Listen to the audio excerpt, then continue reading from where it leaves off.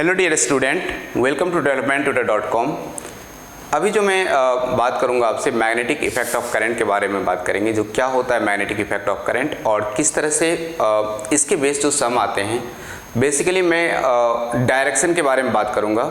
जो यदि current carrying कोई कंडक्टर्स है उसके अंदर हम मैग्नेटिक फील्ड का डायरेक्शन कैसे फाइंड कर सकते हैं। तो क्रॉस होगा, डॉट होगा, मैग्नेटिक फील्ड अपवर्ड होगा या डाउनवर्ड होगा, तो उसके बेस्ड हम देखते हैं जो किस तरह से उसको कर सकते हैं। तो सबसे पहले हम समझते हैं मैग्नेटिक इफेक्ट ऑफ करंट को।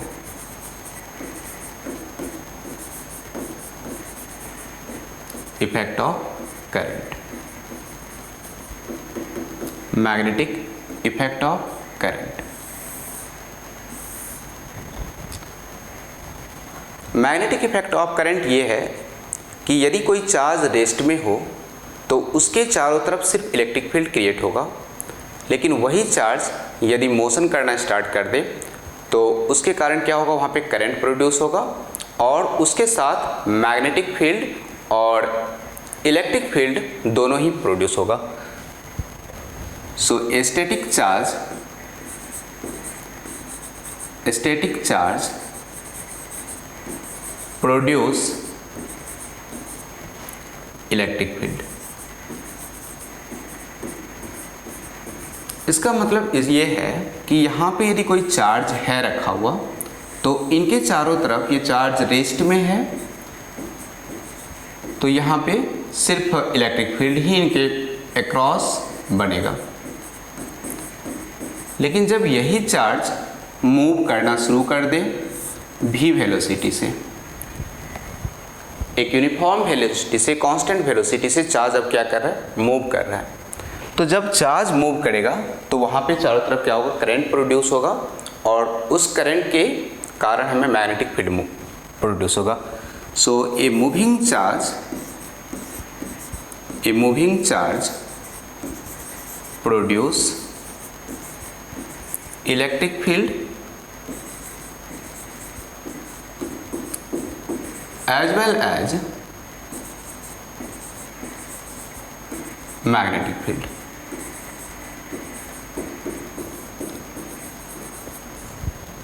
जब चार्ज मूव करना शुरू करेगा कांस्टेंट वेलोसिटी से तो वहां पे इलेक्ट्रिक फील्ड के साथ साथ मैग्नेटिक फील्ड भी प्रोड्यूस होगा। सेकेंड थिंग्स, अब ये चार्ज मूव करना शुरू करेगा तो इलेक्ट्रिक फील्ड और मैग्नेटिक फील्ड प्रोड्यूस होगा। लेकिन एक करंट कैरिंग कंडक्टर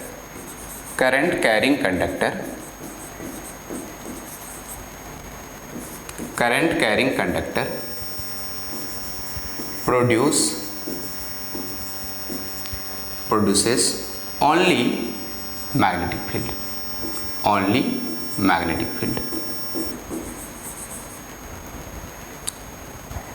अब यदि सिर्फ करंट कैरिंग कंडक्टर है तो वहाँ पे सिर्फ और सिर्फ मैग्नेटिक फील्ड ही प्रोड्यूस होगा, वहाँ पे कोई इलेक्ट्रिक फील्ड नहीं होगा।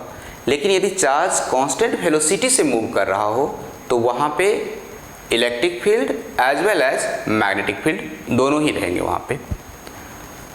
तो यदि दोनों ही फील्ड होंगे तो वहाँ पे दोनों ही फोर्स लगेंगे, इलेक्ट्रिक फोर्स भी लगेगा और मैग्नेटिक फोर्स भी लगेगा। यदि सिर्फ मैग्नेटिक फील्ड प्रोड्यूस हो रहा है तो इसका मतलब है कि वहाँ पे सिर्फ मैग्नेटिक फोर्स ही बनेगा। तो जब भी हमने बात किया कि करंट कैरिंग कंडक्टर होगा तो सिर्फ क्या होगा, मैग्नेटिक फील्ड बनेगा और यदि चार्ज मूव कर रहा है v वेलोसिटी से तो वहाँ पे इलेक्ट्रिक फील्ड और मैग्नेटिक फील्ड दोनों ही मूव करेंगे। अब ये जो मैग्नेटिक फील्ड है या इलेक्ट्रिक फील्ड है ये दोनों ही हमारा वेक्टर क्वांटिटी है। तो वेक्टर क्वांटिटी में हमें मैग्नीट्यूड और डायरेक्शन दोनों ही देखना होगा। अब इसमें एक क्वेश्चन इस तरह से पूछेगा, क्या ये यूनिफॉर्म मैग्नेटिक फील्ड है या नहीं है। तो इस तरह से आपको 2-3-4 ऑप्शन दे दिए रहेंगे और आपसे पूछेगा कि इनमें से कौन सा यूनिफॉर्म मैग्नेटिक फील्ड है। सपोज ऐसे करके लाइंस खींचे हुए हों इस तरह से,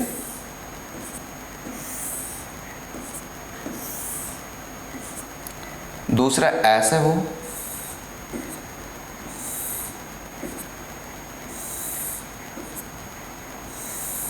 ये मैग्नेटिक लाइंस ऑफ फोर्सेस हैं। तीसरा ऐसा हो, इस डायरेक्शन में इस तरह से जा रहा हो कुछ,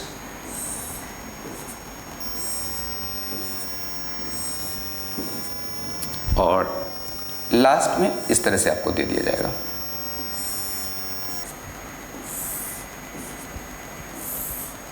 और आपसे पूछेगा इनमें से कौन सा यूनिफॉर्म मैग्नेटिक फील्ड को रिप्रेजेंट करता है। तो यूनिफॉर्म मैग्नेटिक फील्ड वो होता है जहाँ पे कि आपकी ना तो डायरेक्शन चेंज हो और ना तो मैग्नीट्यूड चेंज हो। यदि इस केस में देखेंगे तो इनके डायरेक्शन चेंज हो रहे हैं हर जगह, राइट ना, क्योंकि टेंजेंट जब खींचेंगे तो डायरेक्शन चेंज हो रहा है। तो यहाँ पे डायरेक्शन चेंजेज, यहाँ पे सेम डायरेक्शन तो है सबका, लेकिन जो स्पेसिंग है इनके और इनके बीच में, इनके और इनके बीच में, इनके और इनके बीच में, ये स्पेसिंग इनका ज़्यादा है और इन दोनों का यूनिफॉर्म है। तो इसलिए ये भी नॉन यूनिफॉर्म मैग्नेटिक फील्ड है। Non uniform magnetic field, non uniform magnetic field, ये हमारा है uniform magnetic field, uniform magnetic field, ठीक है। और यहाँ पे भी हमारा डायरेक्शन के कारण ये भी नॉन यूनिफॉर्म मैग्नेटिक फील्ड है, नॉन यूनिफॉर्म मैग्नेटिक फील्ड है।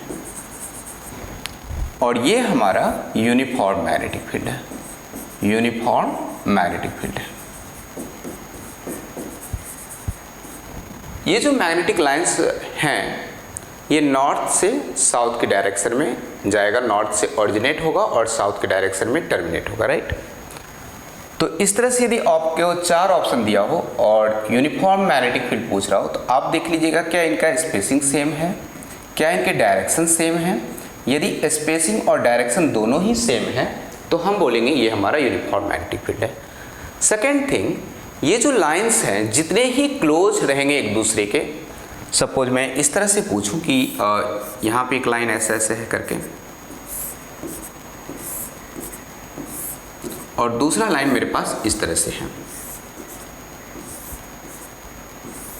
और इन दोनों में पूछूं कि किनका मैग्नेटिक फील्ड स्ट्रांग है, तो आपको देखना है यदि लाइंस पास पास में है, बहुत क्लोज है उनके डिस्टेंस, तो ज़्यादा स्ट्रॉन्ग मैग्नेटिक फील्ड है। और यहाँ पे देखेंगे कि लाइन के बीच में स्पेसिंग ज़्यादा है तो यहाँ पे वीक मैग्नेटिक फील्ड है।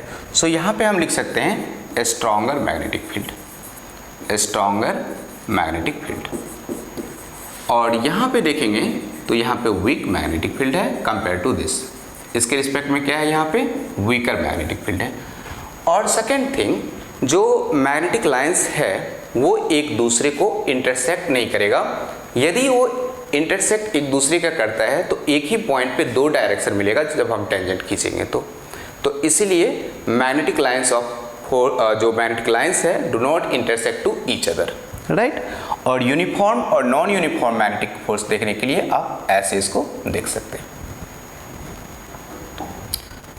अब हमने ये देख लिया कि जो करंट कैरिंग कंडक्टर होगा वो क्या होगा, सिर्फ और सिर्फ क्या करेगा, मैग्नेटिक फील्ड प्रोड्यूस करेगा।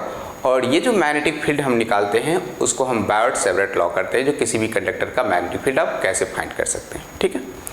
तो सबसे पहले आप ये समझिए कि यदि कोई हमारे पास इस तरह से कंडक्टर दिया हो और यहाँ पे ये हॉरिजॉन्टली कंडक्टर रखा है और ए से बी के डायरेक्शन में ये जा रहा है करंट इसमें, ठीक है। तो इनके करंट मैग्नेटिक फील्ड निकालने का ये डायरेक्शन रूल्स ये है कि आप अपने थंब को करंट के डायरेक्शन में रखिए। जैसे ये पेन है और हमने यहाँ पे रख लिया, हम ये कह रहे हैं कि बॉटम से लेके अपवर्ड डायरेक्शन में हमारा करंट फ्लो हो रहा है और हम अपने थंब को इस तरह से रख लिए। जब हमने अपने कर्ल्ड फिंगर को घुमाएंगे तो इस तरह से जाएगा कुछ, ये राइट साइड में अंदर की ओर जा रहा है और लेफ्ट साइड में ये बाहर की ओर आ रहा है। तो कॉन्सेंट्रिक सर्कल इस तरह से बन रहा है, राइट। अब जब अंदर की ओर जा रहा है उसको बोलिए क्रॉस और जो बाहर निकल रहा है उसको बोलिए डॉट। तो यहाँ पे भी सेम हम अपने हैंड में यदि इस वायर को रख लें और अपने हैंड को इस तरह से कर्ल को ले जाएंगे तो जो अंदर की ओर जा रहा है तो इसका मतलब कि राइट साइड में क्रॉस बना रहा है और लेफ्ट साइड में डॉट बना रहा है, ठीक है। ये direction of magnetic field find करने का तरीका है। दूसरा बात कि इसमें यदि आपको कन्फ्यूजन है कि आप इसमें आपको प्रॉब्लम होता है कि आप कैसे इसको क्रॉस और डॉट करते हैं, तो आप एक काम करिए, आप यहाँ पे खड़े हो जाइए इस पोजीशन पे और करंट के डायरेक्शन को देखिए। आपका राइट हैंड जिधर आ रहा है उधर आप क्रॉस मार्क कर दीजिए। Cross means field is downward, field is downward direction, perpendicular to the plane. और क्या लिखेंगे हम लोग? Perpendicular to plane, to the plane. और यदि डॉट है तो फील्ड का जो डायरेक्शन है वो अपवर्ड है, field direction is upward, field direction is upward. अब हमारा जो सेकेंड मेथड हमें जो बता रहे थे, आप यहाँ पे खड़े होइए और आपका जो फेस है वो करंट के डायरेक्शन की तरफ होना चाहिए। तो जब करंट के डायरेक्शन की तरफ आपका फेस होगा तो होगा क्या, इसके कारण जो फील्ड बनेगा, तो आप अपने राइट हैंड को देखिए किधर आ रहा है, जिधर राइट हैंड आ रहा है उधर क्रॉस कर दीजिए और जिधर लेफ्ट हैंड आ रहा है उधर डॉट कर दीजिए। सपोज ऐसा हो कि इस डायरेक्शन में करंट जा रहा है, ठीक है, और आप यहाँ पे खड़े हो जाइए और करंट का डायरेक्शन ऐसे है, तो आपका राइट हैंड इधर आएगा तो इधर क्रॉस हो जाएगा और इधर डॉट हो जाएगा। Cross means magnetic field inside and dot means magnetic field outside perpendicular to the plane. Suppose ऐसा हो कि करंट इस डायरेक्शन में आ रहा है, तो आप यहाँ पे खड़े होंगे तो आपका राइट हैंड इधर आएगा और लेफ्ट हैंड इधर आएगा, तो ये क्रॉस और ये डॉट। फिर आप ऐसे सोचिए कि मैग्नेटिक फील्ड इस डायरेक्शन में लाइन करंट कैरिंग कर रहा है, तो जब आप यहाँ पे खड़े होंगे तो इस साइड आपका राइट हैंड आएगा क्रॉस और इस साइड आपका dot, right. Cross means magnetic field perpendicular downward direction to the plane और dot means magnetic field upward direction field के परपेंडिकुलर। अब इस तरह से आपको कोई स्ट्रेट रॉड में यदि दिया हो तो आप मैग्नेटिक फील्ड इजीली फाइंड कर सकते हैं। लेकिन यहाँ पे एक और चीज़ पूछता है कि जो हमने लिए हैं कंडक्टर वो क्या हॉरिजॉन्टली रखा है या वर्टिकली रखा है, राइट। तो उस केस में भी हम लोग देख सकते हैं। अब ये है कि हमने डायरेक्शन निकालना तो सीख लिया है, लेकिन इसका जो मैग्नीट्यूड है वो किस तरह से निकालते हैं तो उसके लिए देखते हैं। सपोज मेरे पास कोई इस तरह से इनफाइनाइट कंडक्टर है। इनफाइनाइट कंडक्टर मीन्स ये करंट कैरिंग आई करंट तो कैरी कर रहा है, लेकिन ना तो इसका एंड है ना तो इनके दोनों ही एंड नहीं पता है, ये माइनस इन्फिनिटी से लेके इन्फिनिटी तक जा रहे हैं, ठीक है। और आपसे बोलेगा कि इस पॉइंट पे मुझे मैग्नेटिक फील्ड फाइंड करो। तो देखिए यदि ये इनफाइनाइट होगा तो इस पॉइंट से तो ये कोई एंगल बना ही नहीं पाएगा यहाँ पे, क्योंकि इसको यहाँ पे टच ही नहीं कर पाएगा, ना तो इधर टच कर पाएगा। तो होगा क्या, ये इस तरह से इसको छोड़ने के लिए ऊपर की ओर जाएगा और ये भी नीचे की ओर आएगा। तो ये और यहाँ से यहाँ तक का जो भी होगा ये डिस्टेंस रहा होगा d, राइट। तो आपको इस केस में क्या करना है, ये एंगल 90 बना रहा है यहाँ से π/2 और ये एंगल भी 90 बना रहा है इसके रिस्पेक्ट में π/2, ठीक है। तो इसमें केस में आपको इस तरह से अभी लिख के हमने छोड़ दिया। सपोज ऐसा होता कि कोई कंडक्टर हमारा फाइनाइट कंडक्टर है और ये पॉइंट P है, इस पॉइंट से पूछता कि आप बताइए मैग्नेटिक फील्ड इस पॉइंट पे क्या होता। तो आप क्या करते, यहाँ का लिख देते θ1 और यहाँ का लिख देते θ2, राइट ना। अब ये θ1 और θ2 है और करंट का डायरेक्शन अपवर्ड है, तो इसके कारण यहाँ पे जो बनेगा वो क्रॉस बनेगा और इसके कारण भी यहाँ पे क्या बनेगा, क्रॉस बनेगा, क्योंकि मैग्नेटिक डायरेक्शन में जो करंट है वो ऊपर की ओर है और राइट साइड में क्रॉस बन रहा है, लेफ्ट साइड में डॉट बनेगा। अब जरा सोचिए यदि ये d है डिस्टेंस मेरा यहाँ से यहाँ तक का, तो जो मैग्नेटिक फील्ड हम लिखेंगे इस पॉइंट पे वो इस तरह से लिखेंगे B = μ0I divide by 4π × d sin θ1 plus sin θ2, right ना। sin θ1 प्लस sin θ2, θ1 और θ2 उस पॉइंट से हमने लिया है, राइट। सपोज इस केस में यदि हम देखना चाहेंगे तो मैग्नेटिक फील्ड लिखने के लिए क्या करेंगे, B = μ0 times of I upon 4π d sin θ1 plus sin θ2। sin θ1 कितना है मेरा π/2 है और ये भी कितना है π/2, तो हम लिख देंगे sin π/2 प्लस sin π/2। तो ये हमारा एक इनफाइनाइट कंडक्टर के लिए आ जाएगा और कितना आ जाएगा मैग्नेटिक फील्ड, तो μ0 I अपॉन 4π d × 2। तो ये क्या हो जाएगा मेरा μ0 I अपॉन 2π d, कितना हो गया μ0 I अपॉन 2π d, ये हमारा मैग्नेटिक फील्ड आ जाएगा, राइट ना, इस कंडक्टर इनफाइनाइट के लिए। तो आपसे यदि पूछे कि एक इनफाइनाइट कंडक्टर से करंट कैरिंग कंडक्टर है उसके द्वारा मैग्नेटिक फील्ड कितना बनेगा, तो μ0 I अपॉन 4π d। d जो है हमारा उस पॉइंट इस लाइन से यहाँ तक का, हमें इस कंडक्टर से यहाँ जहाँ जिस पॉइंट पे हम फाइंड कर रहे हैं वहाँ तक का डिस्टेंस है और म्यू नॉट का वैल्यू होता है 4 pi into 10⁻⁷। So mu naught I upon 4 pi D, ये हमारा आंसर है। नाउ यदि आपको इसी में सेमी फाइनाइट पूछ ले, सेमी फाइनाइट वायर के लिए, सेमी फाइनाइट वायर, तो सेमी फाइनाइट में क्या होगा, एक एंड तो हमें पता ही होगा कि ये एंड हमें पता है और इस पॉइंट पे हम फाइंड कर रहे हैं। तो देखिए एक तो हमारा थीटा इज इक्वल टू 0 और दूसरा क्या बना रहा है हमारा π/2 एंगल बना रहा है। तो इस केस में यदि देखेंगे और करंट कैरिंग हमारा आई ऊपर की है और इस पॉइंट से हम देख रहे हैं, तो B इक्वल टू लिखेंगे mu naught I upon 4 pi D sine theta plus sine π/2। और चूंकि एक एंड हमें पता है यहाँ से, तो इसका यहाँ से ही ले रहे हैं, तो क्या हो गया, ये 0 थीटा हो गया। So this is mu naught I upon 4 pi D into sine 0 0 plus π/2 1, तो ये इसका वैल्यू आ जाएगा mu naught I upon 4 pi D, right ना। यदि दोनों ही एंड पता हो तो क्या करेंगे, तो पहले वाला ही केस हो गया sine theta 1 plus sine theta 2, ये फाइनाइट कंडक्टर्स के लिए है, फाइनाइट कंडक्टर। अब ऐसा पूछ रहा हो कि एक एंड इनफाइनाइट हो और दूसरा किसी एंगल पे रखा हो, तो इस पॉइंट P पे यदि हम जाएंगे और इसको इस तरह से मिला दें, तो देखिए यहाँ से यहाँ तक तो ये D है, तो इसको ले लीजिए थीटा और ये ऊपर की ओर जा रहा है, तो आपको लिखना है B is equal to mu naught I upon 4 pi D sine theta plus sine π/2, right ना। साइन π/2 का value 1, so this is what mu naught I upon 4 pi D sine theta plus sine π/2, so sine theta plus 1 लिख देंगे। Theta का जो भी value हो, 30 हो, 45 हो, 60 हो, 45 जो भी रखा हो उसको आप रख दीजिए। तो ये हमारा जो भी इनफाइनाइट हो, फाइनाइट हो, सेमी फाइनाइट हो, किसी एंगल पे दिया हो। एक क्वेश्चन ऐसा पूछ सकता है कि जो वायर है ये करंट कैरिंग कंडक्टर है और जो पॉइंट है वो इससे बाहर लाई कर रहा है, राइट ना। इससे बाहर जब लाई करेगा तो इस केस में आपको जो मैग्नेटिक फील्ड जो यहाँ पे पूछ रहा हो, तो B इक्वल टू ये लिखना है mu naught I upon 4 pi D और cos theta 1 minus cos theta 2 लिखना है, जो कि आउटसाइड है वो। आपसे यदि ऐसा पूछा जाए कि ये एक मैग्नेटिक फील्ड है, यहाँ पे करंट कैरिंग कंडक्टर है और इस पॉइंट पे बताइए मैग्नेटिक फील्ड कितना होगा, तो जरा सोचिए, ये यहाँ से जा रहा है तो 0 डिग्री बना रहा होगा, तो इस केस में जो मैग्नेटिक फील्ड होगा वो क्या होगा, mu naught I upon 4 pi D और sine 0 plus 0, so sine 0 plus sine 0, तो यहाँ पे जो वैल्यू आएगा वो आएगा mu naught I upon 4 pi D sine 0 plus sine 0, तो 0 और 0 का वैल्यू हो गया 0।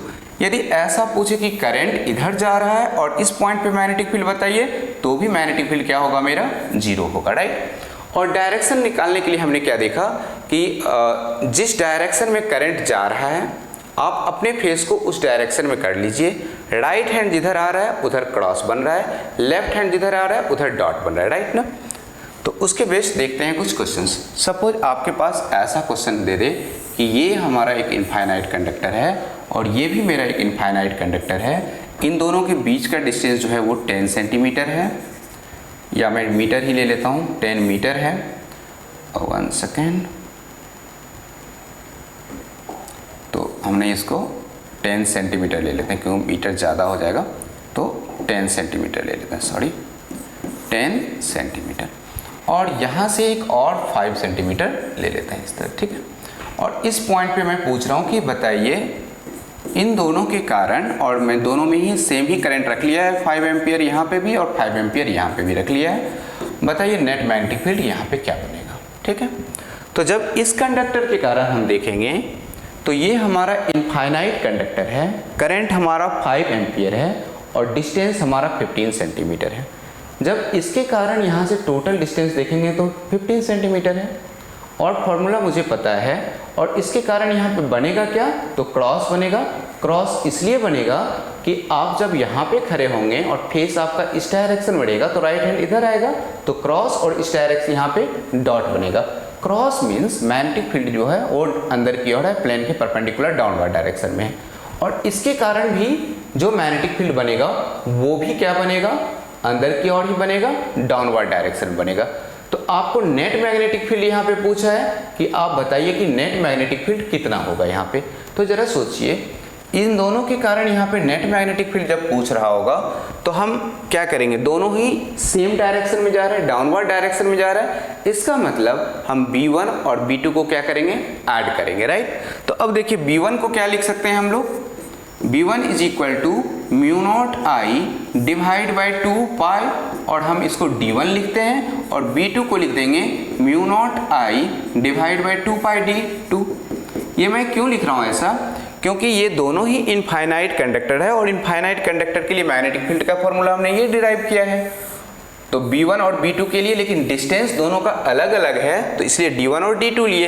तो पहले वाले केस में यदि देखें तो म्यू नॉट आई के जगह पे क्या रख लेंगे, 5 divide by 2 pi into D1 is 15 centimetre. So mu not का वैल्यू रख लीजिए 4 pi into 10⁻⁻7 into 5 divide by 2 pi, और D1 ये 15 सेंटीमीटर है, तो हम इसको मीटर में कन्वर्ट कर लेते हैं, 15 इंटू 10⁻²। अब देखिए 2 पाई से 2 कैंसिल हो गया, और ये हमारा 10 हो रहा है, सो 10 इंटू 10⁻⁻7 इंटू 10⁻², क्योंकि ये माइनस जाएगा तो ऊपर प्लस हो जाएगा, डिवाइड बाय 15। 5 3 जा 5 2 जा, कितना हो गया 3/2, दैट इज व्हाट 1.5 इंटू 5 2 जा 2/3 है, नहीं तो ये 2/3 है, तो इसको हम इस तरह से लिख लेते हैं कि 2/3 इंटू 10⁻⁻5 वेबर। ये हमारा फील्ड B1 के कारण आ रहा है।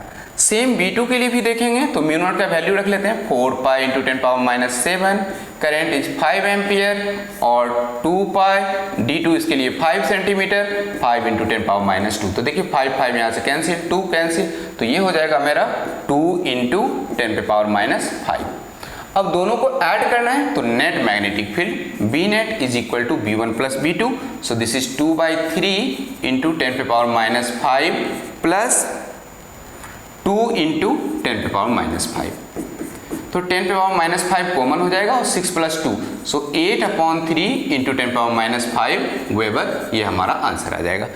अब हमने इस तरफ पूछा, यदि इधर पूछा जाए तो भी आप कर सकते हैं, दोनों का सेम डॉट बनेगा और सेम डिस्टेंस रहेगा, इसके लिए वो 15 जो भी रहेगा 5 सेंटीमीटर 15 सेंटीमीटर।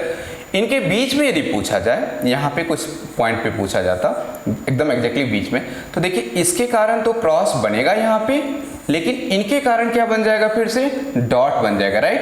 तो दो current carrying same current carry कर रहा हो, मिड पॉइंट पे पूछा जाए तो एक के कारण क्रॉस मैग्नेटिक फील्ड अंदर की ओर, दूसरे के कारण ऊपर की ओर, क्योंकि इसका राइट हैंड इधर है तो इसके कारण क्रॉस बन रहा है और इनके कारण डॉट बन रहा है, तो नेट मैग्नेटिक फील्ड इसके बीच मिड पॉइंट पे कितना हो जाएगा, 0 हो जाएगा, राइट। इसी को एक और क्वेश्चन करके देखते हैं। यदि ये मेरा कोई इक्विलैटरल ट्रायंगल है और इनका साइड हमने ले लिया है 2 सेंटीमीटर, यहाँ पे भी 2 सेंटीमीटर, यहाँ पे भी 2 सेंटीमीटर, यहाँ पे भी 2 सेंटीमीटर है, और ये हमने पॉइंट लिख लिया A, ये पॉइंट ले लिया B और ये पॉइंट ले लिया C। आपसे बोलेगा कि find net magnetic field at point P, at point A sorry. और यहाँ पे जो हमने करंट ले लिया है वो करंट हम कुछ इस तरह से ले लिए हैं कि ये करंट जो है हमारा यहाँ से 5 एम्पियर फ्लो कर रहा है यहाँ पे, और इसी डायरेक्शन में यहाँ पे भी 5 एम्पियर फ्लो कर रहा है, और इसी डायरेक्शन में यहाँ पे भी 5 एम्पियर जा रहा है, राइट। ऐसे करके घूम रहा है। तो जरा सोचिए, ए पे मुझे नेट मैग्नेटिक फील्ड फाइंड करना है और हमारे पास कितने वायर हैं करंट कैरिंग, 1 2 3। अब इस वायर के कारण यदि मैं यहाँ पे पूछूं तो ये तो वही हो गया ना कि एक करंट कैरिंग कंडक्टर है और मैं उसी कंडक्टर पे ही आपसे पूछ रहा हूँ कि मैग्नेटिक फील्ड कितना है। तो उसके कारण आइदर ये अप्रोच कर रहा हो करंट इधर, या आइदर इधर करंट इससे दूर जा रहा हो, तो दोनों ही केस में तो मैग्नेटिक फील्ड 0 होंगे, क्योंकि sin 0 प्लस sin 0, आइदर ये थीटा 0 हो या 180 हो, राइट। दोनों ही केस में क्या होगा, मैग्नेटिक फील्ड 0 होगा। तो इस वायर के कारण जो होगा मैग्नेटिक फील्ड यहाँ पे B1 वो क्या हो जाएगा 0, और इस वायर के कारण भी जो मैग्नेटिक फील्ड होगा वो क्या होगा 0 होगा। अब बचा क्या, सिर्फ एक वायर यही बचा है ना। अब इस वायर के कारण यदि मैग्नेटिक फील्ड देखेंगे तो ये वायर का करंट इस डायरेक्शन में जा रहा है, तो हम यहाँ पे खड़े हैं और करंट ऐसे जा रहा है। इसका मतलब जो मेरा राइट हैंड बाहर आ रहा है और लेफ्ट हैंड अंदर जा रहा है, मीन्स इसके कारण जो यहाँ पे मैग्नेटिक फील्ड बनेगा वो डॉट बनेगा। क्या बनेगा, डॉट बनेगा। और आप ऐसे भी सोच सकते हैं कि करंट मेरा ये है और इस तरह से आ रहा है, राइट ना।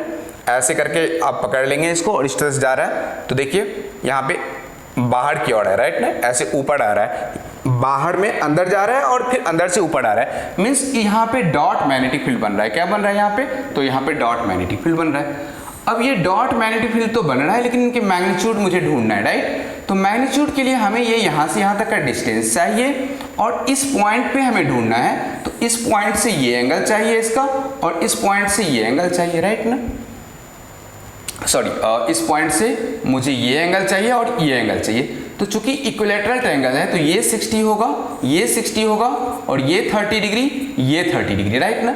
अब हम फॉर्मूला लगाना चाहते हैं कि mu naught I divide by 4 pi D sine 30 plus sine 30, क्योंकि ये फाइनाइट रॉड है तो साइन 30 प्लस साइन 30। नाउ हमें करंट पता है लेकिन हमें डिस्टेंस नहीं पता है। जरा सोचिए, यदि ये 2 सेंटीमीटर है तो ये कितना होगा 1 सेंटीमीटर होगा, और ये एक राइट एंगल ट्रायंगल का फॉर्मेशन है, राइट। यदि मैं इसमें राइट एंगल में इसको यदि मैं tan 60 लिख दूं तो tan 60 is equal to opposite. Opposite तो यही है ना, ए से लेके कोई डी पॉइंट ले लेते हैं, तो that is what tan 60 is equal to AD upon 1 centimetre. तो 1 इंटू 10⁻² लिख दिया मैंने। tan 60 कितना होगा मेरा √3 is equal to AD upon 10⁻²। So this AD is equal to √3 into 10⁻²। ये मेरा डिस्टेंस रेडी है। तो हम यहाँ पे लिख लेंगे 4 पाई इंटू 10⁻⁷। करेंट कितना है 5 एम्पियर डिवाइड बाय, सॉरी ये 2 पाई डी नहीं 4 पाई D, right. 4 pi into √3 into 10⁻²। 4 pi से 4 pi got cancel, sine 30 plus sine 30 1/2 plus 1/2। अब ये 1/2 प्लस 1/2 कितना होगा 1 होगा। तो आंसर हम लिख देंगे 5 इंटू 10⁻⁷ इंटू 10 का square divide by √3। So that is 5 upon √3 into 10⁻⁵। अब आप इसको और थोड़ा सिंप्लीफाइड कर सकते हैं, तो आप ऐसे लिख लीजिएगा √3 5 √3 डिवाइड बाय 3 इंटू 10⁻⁵, राइट ना। सो ये हमारा नेट मैग्नेटिक फील्ड यहाँ पे इस तरह से हम फाइंड कर सकते हैं। तो आपको यदि कोई भी कंडक्टर दिया हुआ हो, जिस पॉइंट पे पूछा है उस पॉइंट से उसका एंगल देखिए कितना बना रहा है। इनफाइनाइट है तो 90, फाइनाइट है तो कोई एंगल बना रहा होगा, और उस एंगल को इस फॉर्मूले में डालिए mu naught I upon 4 pi D sign α1 plus sign α2। अब एक क्वेश्चन आपसे ऐसा पूछे कि डायरेक्शन के बारे में बहुत ज़्यादा क्वेश्चन पूछता है, तो अब ये एक ऐसा पूछ सकता है कि सपोज एक प्रोटॉन ऐसे मूव कर रहा है, राइट, और वो बोलेगा कि जो प्रोटॉन जो मूव कर रहा है वो ऑब्जर्वर की तरफ जा रहा है, राइट। तो हम यहाँ पे ले लेते हैं ऑब्जर्वर, और एक प्रोटॉन इस तरह से मूव कर रहा है, और इसके कारण पूछेगा कि मैग्नेटिक फील्ड क्या बन रहा है, क्लॉकवाइज बन रहा है या एंटी क्लॉकवाइज, क्योंकि ये तो सर्कुलर फील्ड बनाएगा। और इसमें ये भी पूछ सकता है कि हॉरिजॉन्टल बन रहा है, वर्टिकल बन रहा है, क्या बन रहा है, वो आपको पूछ सकता है इस तरह से। तो देखिए, यदि प्रोटॉन के कारण करंट का बात करेंगे तो जिस डायरेक्शन में प्रोटॉन मूव कर रहा है उसी डायरेक्शन में करंट भी मूव करेगा। तो इसका मतलब मेरा करंट इस डायरेक्शन में कहीं इस तरह से मूव कर रहा है, राइट। अब ये इधर से मूव कर रहा है तो मैं यहाँ पे ही खड़ा हूँ और वो ऑब्जर्वर के पास जा रहा है, इसके कारण इधर क्रॉस बनेगा और इधर डॉट बनेगा, राइट। मैग्नेटिक फील्ड का जो डायरेक्शन होगा वो कुछ इस तरह से बन रहा होगा अंदर से बाहर की ओर। तो ये कौन सा डायरेक्शन हुआ, इस तरह से बन रहे हैं ना, तो ये इसको बोलेंगे हम लोग क्लॉकवाइज। क्या बन रहा है, ये क्लॉकवाइज बन रहा है, तो हम बोल देंगे इसको क्लॉकवाइज डायरेक्शन। अब आपसे पूछेगा क्या सर्कल कौन सा बन रहा है, हॉरिजॉन्टल सर्कल बन रहा है या वर्टिकल सर्कल, तो हम बोल देंगे वर्टिकल सर्कल। सपोज ऐसा पूछ ले कि ये हमारा कोई ऑब्जर्वर यहाँ पे रखा हुआ है, अब एक इलेक्ट्रॉन मूव कर रहा है, यदि इलेक्ट्रॉन मूव करेगा तो उसके कारण करंट का डायरेक्शन रिवर्स हो जाएगा। इस केस में क्या हो जाएगा, एंटी क्लॉकवाइज करंट मूव करना शुरू करेगा। सो इस केस में हम बोल देंगे एंटी क्लॉकवाइज करंट मूव कर रहा है। So thank you so much. हमने इसके पूरा कंटेंट में यही एक्सप्लेन करना चाहिए कि आप डायरेक्शन ऑफ मैग्नेटिक फील्ड कैसे फाइंड कर सकते हैं किसी भी स्ट्रेट रॉड को दिया होगा तो। और दूसरा चीज हमने ये बताया कि आप इनके मैग्नीट्यूड कैसे फाइंड कर सकते हैं। So B equal to mu naught I upon 4 pi D sine alpha 1 plus sine alpha 2। 4 पाई डी इट मीन्स डिस्टेंस है ये कंडक्टर का यहाँ से वहाँ तक का, और अल्फा 1 और अल्फा 2 जो है हमारा वो एंगल है। So thank you so much.